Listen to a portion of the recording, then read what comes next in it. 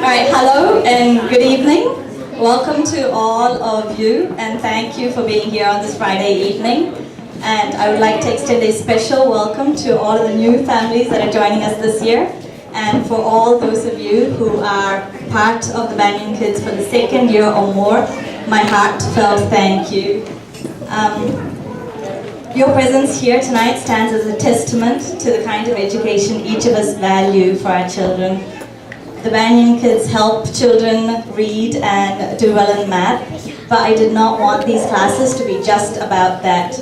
So I wanted to give children the opportunity to ask questions, to explore life, to learn why we learn, and to see their worth. And we do these things, as you all know, through our experiments and our question boxes, our character education activities, and debates and discussions. I know how much the children love these activities, and when I share these learning with you all through my newsletter, it is truly touching to read the warm and encouraging feedback I receive from so many of you. Words just cannot express the encouragement it brings to have so many of you believe in what the TheBanyanKids is about. And I'd like to take this opportunity to say a big thank you from the bottom of my heart. Thank you all so very much. I first started the TheBanyanKids, and when I was brainstorming ideas as to how to design these classes, I had two big ideas of my own.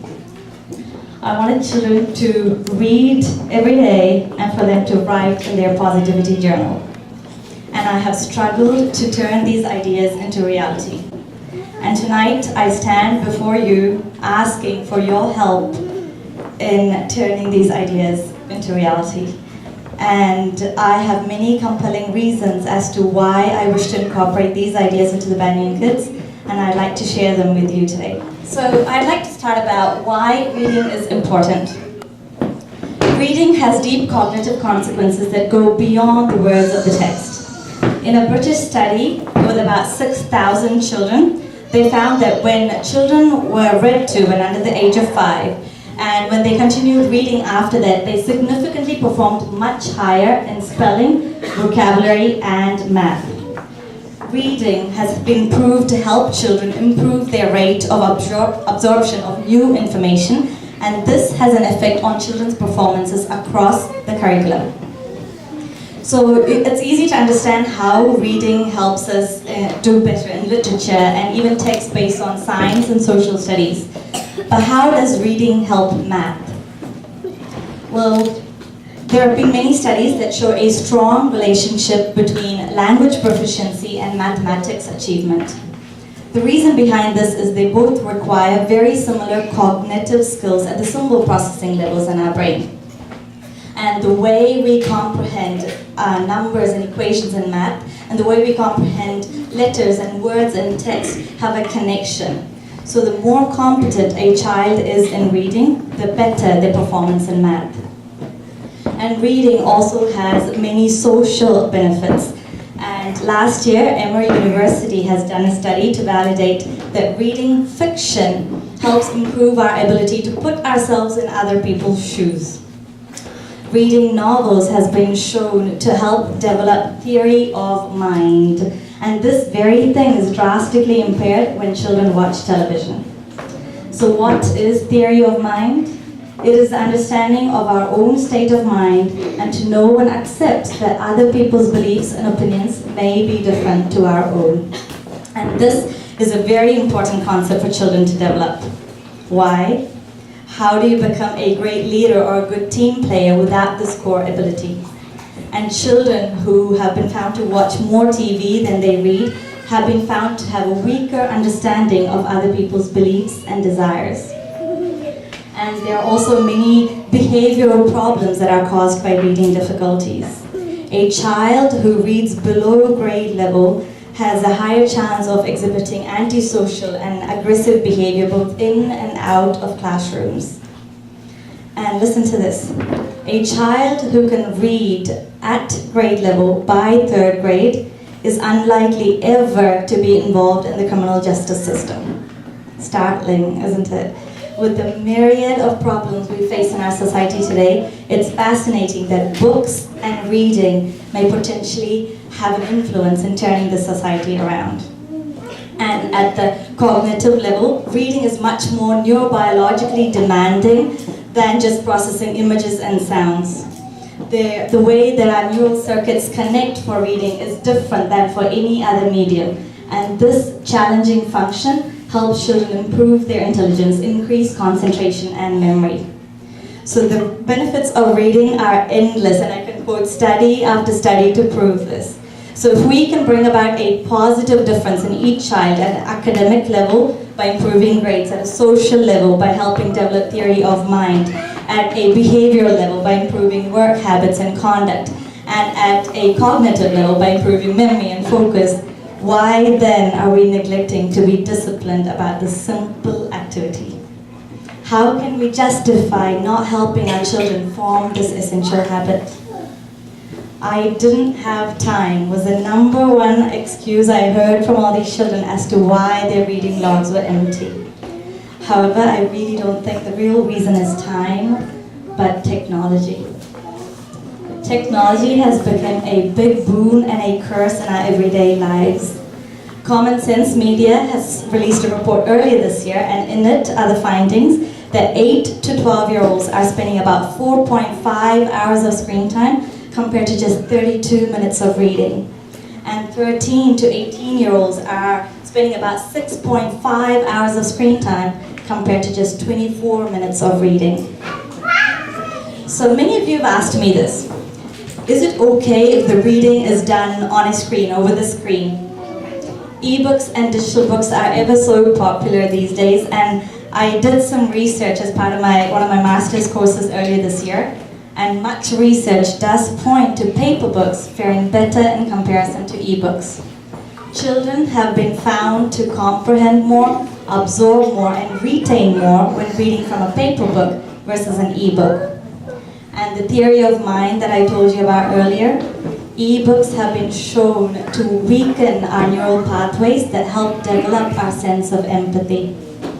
So the reading an ebook is better than not reading at all, but when it comes to the choice between an ebook and a paper book, the choice is apparent. So I'd like to end this first part by just giving a few tips and suggestions on how to help children to love reading. I've shared these tips with many of you, and I'd just like to go over them quickly with you. It is necessary first to remember it's not about how long or how many books a child reads, but it's about, do they have a book right now that they love reading and can't wait to get back to it at the end of the day? So children need to be thrilled by the books they read, and the books must have the ability to transport them into a new world. So spending time in choosing books is very, very critical. And don't compel children to finish reading what they've started. Have them only read books that please them. And also for those of you who told me that your child used to love reading but they don't anymore, have them revisit the books that they once loved. Even though those books may be basic for the level that they're in, it is okay for them to just read those books just to get back the joy of reading. And many children don't remember a single detail about the book they've read shortly after they've finished reading them. In order to help them retain what they have read, ask them to first read the book superficially. Look through the title, the illustrations, just ask what the text could be about. Research in cognitive psychology has shown that these things help create curiosity and build anticipation. And reading actively with children and engaging in dialogue with them helps them get more out of a book, and it especially helps in readers who are struggling to be independent. So there you have it. I hope I have shared some benefits of what reading can do on so many different levels for a child. And my second big idea was to have them write in their journal about two things every day. One, what they're grateful for, and two, their happiest moment of the day. It is very important that I help these children do well academically, but I feel that the goal of the Banyan Kids must be able to help educate the child as a whole, because academic improvement cannot happen in isolation. So I asked myself this question: what is it that I want for my children, for our children? And ultimately, when we are old and grey, the one thing that will bring us more joy than anything else in the world is to know that our children are happy. Unselfishly happy. Happy.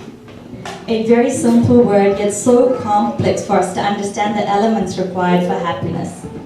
Is it the same for all? Is happiness a skill to be taught? When we unanimously agree that happiness matters, and sometimes more so than anything else, why then are we not educating our children about it? Why are we not talking about what it is that makes them content? Happiness has a huge impact on children's academic performance, and this is one of the reasons I've incorporated character education activities and why we address happiness at many different angles at the TheBanyanKids. Sean Akers' popular TED Talk has been a huge inspiration behind this, and this Harvard graduate's work has revealed some mind-blowing things about instilling positive thinking in young children.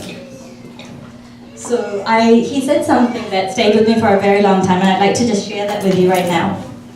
It's not necessarily the reality that shapes us, but the lens through which your brain views the world that shapes your reality. And if we can change the lens, not only can we change your happiness, we can change every single educational and business outcome at the same time. His work has revealed a lot about positivity in children. And he says that our brains perceive happiness not by what's around us, but by how our brains process what's around us. And he talks about the scientifically broken model that we as parents and our schools follow. Hard work leads to success, which then leads to happiness. But is success a static thing? When, for example, a goal for the child is to get a 3 in his report card when he's currently getting a 2, don't we automatically raise the bar for him to get a 4 when he started to get a 3? So when success is an ever-changing goalpost, how can success bring about happiness? But happiness can bring success. There's been much research showing how our child's brain and how being in the positive zone affects their learning. When a child's brain is positive, all of the learning centers in their brain are turned on, and their brains are much more productive, working harder and faster. How do we instill this positivity in our children? First, we need to start by teaching them gratitude. Children need to be taught to be thankful and to practice thankfulness. In a study done in 2008 of about 221 children of 6th and 7th graders, they were split into 2 groups. The first group was asked to write about 5 things that they were thankful for. And the second group was asked to write about 5 hassles in their life. And the first group was started showing better performance in school, greater interest in learning, and ranked much higher in life outlook and satisfaction surveys than the second group. All this in just 2 weeks. In another study of about 1,035 high school children in New York, it was published in the Journal of Happiness Studies recently, and that showed that children who were taught to show appreciation towards others and those who practiced thankfulness had higher GPAs, lower depression, showed less envy towards others, and they were less affected by peer pressure. And those children who connected owning or buying things with success and happiness had lower GPAs and higher depression. And on a much smaller scale, I'd like to share the observations in my own classrooms. When we've had a discussion about gratitude or giving, the children seem much more focused and engaged in the work that they do. Some days I notice that these children come into these classes and they have a hard time settling down, finding every reason for them to be able to not concentrate and do the work that's in front of them. And on those very same days when we meet for middle time and we watch a video of a boy with cancer donating his toys to make other people happy, or we learn about children in certain parts of the world spending 14 to 16 hours weaving rugs, or we talk about giving or just how to make this world a better place, the entire aura in the room changes. Compassion flows out of every child, and the blessing is apparent in their eyes. The realization of their blessing is apparent in their eyes, and the real magic happens when they go back to their work. They're much more silent, more focused on the work that's in front of them, and there is a profound difference within each child. If 5 minutes of sharing these discussions can bring about so much change in such a short time, imagine instilling this thought on a permanent basis for each child. So teaching children gratitude and happiness not only has an academic impact, it also affects their overall well-being. So in addition to writing about what they're thankful for, I wanted children to write about their happiest moment of the day. This not only helps their brain relive that memory, but children are able to be consciously aware of the moment they define to be their happiest. Did they receive praise? Did they do something kind? Did they create something? What was the source of their happiness? And as children begin to constantly document this over time, they're able to find out what it is that makes them happy and the qualitative differences in their happiness. So, as I said, teaching children about happiness and gratitude not just has an impact on their academic performances, but their overall well-being. And if we can find some way to nurture this somewhat complex state of mind, we will then raise children who are kind, thoughtful, successful, and happy, unselfishly happy. And TheBanyanKids, I just want to tell you, it means a lot to me. And these children sitting in front of me, they are the reason why I do what I do. And the time that these children spend with me is so precious, and I work very hard in giving them the very best that I can. And these last few years, it's been a learning process for me too, and I have learned a lot. And there have been many, many success stories for which I am very thankful. And it is the combination of mastery learning and character education that makes TheBanyanKids unique. And mastery learning has been a powerful teaching strategy, and even though it takes much time and effort sometimes, this model has proved that every child can learn anything if given enough time and the right learning environment.